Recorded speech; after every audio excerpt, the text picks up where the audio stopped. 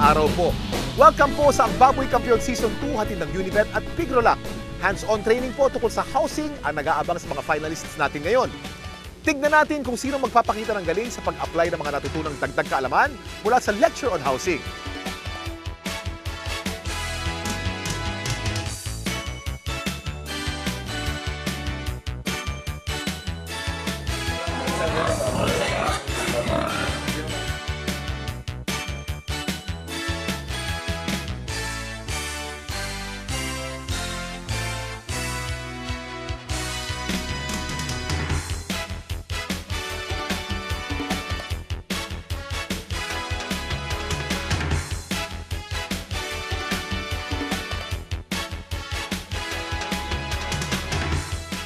Pag maayos ang housing, masaya ang baboy, magandang paglaki.